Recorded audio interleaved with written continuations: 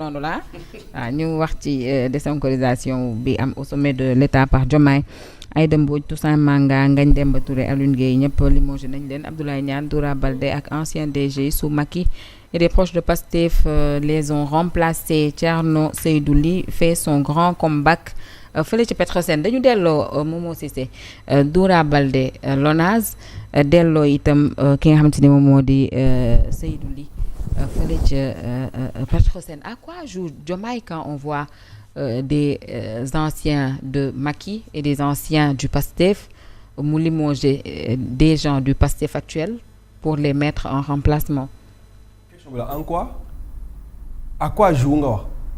waaw Diomaye ci à quoi il joue? À quoi il joue? On ne comprend pas. Il fait de la politique. Il fait de la politique. Bah oui. Il fait de la politique. Semaine dernière maa ngi ko doon wax ma ne Diomaye dafa war a désynchrononiser l'administration mais loolu mooy logique politique. Sonko n'est plus premier ministre. Sonko est un farouche opposant à Diomaye. Les gens de Sonko doivent dégager. C'est ça la logique. Maintenant pour man fi mu waroon commencer sax mooy ci kaw ay ñoom port ay ñoom CDC. waaw ñu bëri nag loolu lañ doon xaar démb. bon xam naa ñooy deuxième vague bi mais parlant de cas yi nga xamante ni ñoom ngay wax nii ñu nekkoon ci ancien régime bi mais écoute c'est parce qu'ils sont maintenant dans Diomaye président. Doura Baldé nekkul woon je ne pense pas que ni nekkoon na APR. Doura Baldé mouvement am la yoroon. mouvement la yor biir Kolda di def tournée biir Kolda. Il est un opposant à Mame Boye Diao. Tey Mame Boye Diao est plus proche de Sonko que de Diomaye. Donc il est normal que Diomaye cherche quelqu'un bu nga xamante ni c'est à la taille de Mame Boye Diao pour mën ko contrer à Kolda. Te nag boo xoolee Kolda amul opposant bu mën a yëngal gësam Mame Boye Diao ku dul Doura Baldé. Donc il faut venir il faut nga indi Doura. te booy indi Doura Baldé da nga koy jox lu dëgër parce que Kolda aussi c'est une région bu nga xamante ne tey politiquement ñii ñoo fa nekk am fa doole Parti démocratique sénégalais nu mu tuddati APR ak PASTEF donc yow il faut que nga ñëw indi koo xamante ni bokkul ci ñetti formation yooyu benn mais mu ngi ak mouvement mu ngi ak jeune am yi Doura loo ko mën a waxal les jeunes de Kolda ñu ci bari dañ koo bëgg parce que Doura bu génnee booy jakartamaan yeeg ñi koy topp donc c'est quelqu'un bu nga xamante ni moom rek moo mën a nekk opposant à Mame Boye Diao donc tu l'amènes nga teg ko sa wet mais nga jox ko lu dëgër Lonase lu dëgër la donc comme nekkoon na Lonase nga delloo ko Lonase c'est de la politique. Abdoulaye Niane boroom xam-xam la c'est quelqu'un bu nga xamante ne tey yow am nga kóolute ci moom mais nga jël ko indi ko teg ko ci sa wet. Donc pour man c'est de la politique. Maintenant des na ay changements yu bari maa ngi fi wax léegi Ibrahima Diop jàmmi Sénégal sam papa mais pour man Sénégal numérique war na koo mën a am parce que hacking yi nga xamante ne moom mooy am ci kii yëpp dañ ciy wax lu bari lim ma ciy wax pour man nga dem jël waa kër Abdourahmane Diouf par exemple nga jël Amadou Wagne. jàmmi Sénégal day ñibbi si kon. ah dégg nga jël Amadou Wagne par exemple Amadou Wagne nga xamante ne moom mooy alter ego wu kii nu mu tuddati Waly Diouf Bodian mais nga jël Wagne jox ko port dàq Waly Diouf Bodian. dooleel nga waa kër Abdourahmane Diouf. donc pour man nga jël Senghor mii yóbbu ko par exemple CDC parce que Senghor il est de Kaolack mooy Papis Senghor bi nekk fii nii il est de Kaolack CDC ki fa nekk il est de Kaolack nga non c'est-à-dire. loolu nag du non c'est-à-dire et les hommes qu'il faut aux places qu'il moom toi aussi. mel ni kuy def jeu de dame jël kii génne kii dugal kii est-ce qu'ils ont les compétences d'être ci poste yu stratégique yooyu non dama lay dolli nii rek. non li ngay dolli dama koy rejeter. maa ngi jégalu baal. c'est-à-dire li may wax ni c'est de la politique. nekkuma ci les hommes qu'il faut à la place qu'il faut li tax may wax nii xam naa ko mooy li ma la wax sànq Diomaye est en train de faire de la politique et sooy politique da ngay jël ay nit yoo nga xamante ne yaakaar nga ni mën nañoo gagner. da nga am ay nit yoo xamante ne kii dafa nekk fii kii nekk fii ñu bokk même commune yi par exemple région Kaolack da nga am Fadilou Keita mu nekk CDC am doole bokk ci Pastef mais tu prends quelqu'un bu nga xamante ni il est chez toi nekk Kaolack nga jox ko CDC wala nga jox ko beneen kii comme ni mu def ko Doura Baldé c'est-à-dire Diomaye nekkul ci dynamique gu un homme qu'il faut à la place qu'il faut parce que li ko ci dese fii nii temps politique rek la am s'il veut un deuxième mandat moom laa doon wax bu fekkee ne Diomaye dafa bëggul deuxième mandat dafa bëgg liggéey il va prendre des technocrates des gens yoo xamante ni ils s'y connaissent takkuñu dara politique mu jox leen direction yi ak ministères yi mais su fekkee dafa bëgg un deuxième mandat dafay renforcer sa coalition mais jéem a désoncoriser l'administration c'est ce qu'il est en train de faire pour man li ma la wax ni ci dynamique boobu lay nekk chaque commune wala chaque région bu gis ne kii nii am na doole foofu noonu mën na nekk alter ego wu adversaire am mais da jël kooku yéegal ko parce que da ngay def élection locale du yàgg dara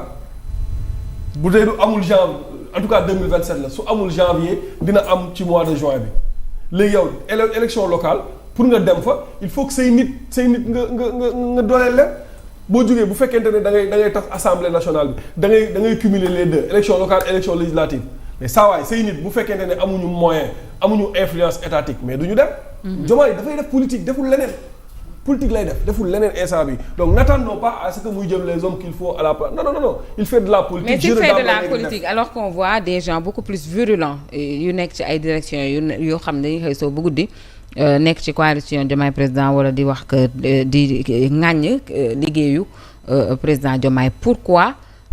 jiitewul ci ñooñu ci wàllum limogeage teg fa ñeneen ñoo xamante ni xëy na danañu ko jàppal tànk plutôt que ñii nga xamante ni ñoom la jiital je sais pas si je me fais comprendre. si je te fais comprendre par exemple Mayoro Diop nekkoon directeur ci ministère xawma direction Moussa Balla Fofana bi mu fi attaqué Ousmane Sonko en tant que premier ministre gars yi dañoo woon nañ koy daax tey promouvoir uñu ko par exemple. c'est-à-dire mooy li nga wax man foofu laa doon xaar mu commencer ci ñi gën a virulent. te ñam war a commencer. ci ñi gën a virulent mais c'est son choix peut-être am na lu tax mu bàyyi leen fa en attendant maintenant nag leneen li des mooy ñii nga xamante ni génne na leen muy DER muy c'est-à-dire ñooñu saa waay il faut mu am benn audit bu profond boo xamante ni moom mooy nekk ci direction yooyu noonu parce que ñoom it saa waay koo ci Aïda Mbodj moom DER.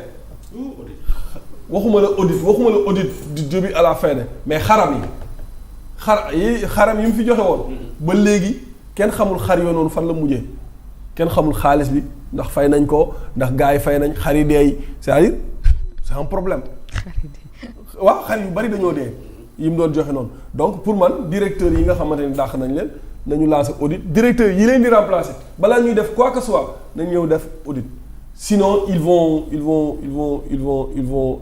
dañuy donn li nga xamante ne moom mooy passif directeur bi fa nekkoon. Aïcha Ahmed Doura Baldé remplacé na ka nekkoon Lonase Thierno Seydou Ly remplacé na ka nekkoon Petrosen Aïda Mbodj Toussaint Manga Ngagne Demba Touré daal dinañu leen di remercier.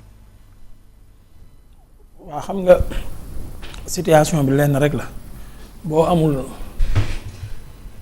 jomu bàyyi li nga bokkatul ki ko moom am fu lay seppi ci sa loxo ñoom rek laa mës a gisee waa Pastef laay wax nii ñoom rek laa mës a gisee ñu ne